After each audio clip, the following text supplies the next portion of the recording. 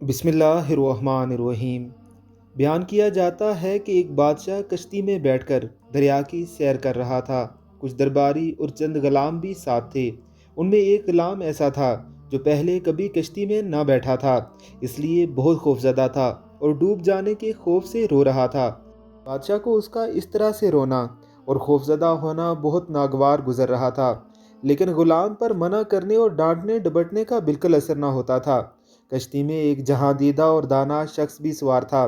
اس نے غلام کی یہ حالت دیکھی تو بادشاہ سے کہا کہ اگر حضور اجازت دیں تو یہ خادم اس خوفزدہ غلام کا ڈر دور کر دے۔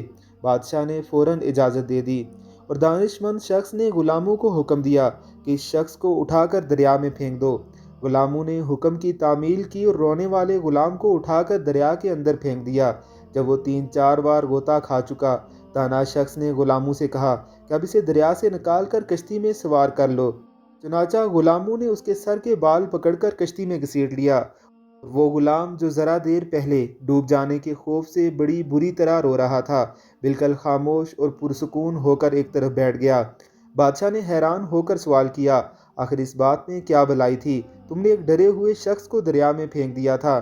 مزید حیرت کی بات یہ ہے کہ یہ اب خاموش بھی ہو گیا ہے۔ دانا شخص نے جواب دیا، حضور والا، اصل بات یہ تھی، اس نے کبھی دریا میں غوطے کھانے کی تکلیف نہ اٹھائی تھی۔ اس طرح اس کے دل میں اس آرام کی کوئی قدر نہ تھی جو اسے کشتی کے اندر حاصل تھا۔ اب ان دونوں کی حقیقت اس پر روشن ہو گئی ہے اور خاموش ہو گیا ہے۔ شیخ سعدی رحمہ اللہ نے اس حکایت میں انسان کی یہ نفسیاتی کیفیت بیان فرمائی ہے کہ جس شخص نے کبھی تکلیف دیکھی ہی نہ ہو، وہ اس آرام کی قدر و قیمت سے آگاہ نہیں ہوتا جو اسے حاصل ہے۔ اس کے علاوہ ایسا شخص جسارت اور قوت برداشت سے بھی محروم ہوتا ہے۔ مسرت اور کامیاب زندگی وہی شخص گزار سکتا ہے جو رنج و راحت دونوں سے بخوبی آگاہ ہو۔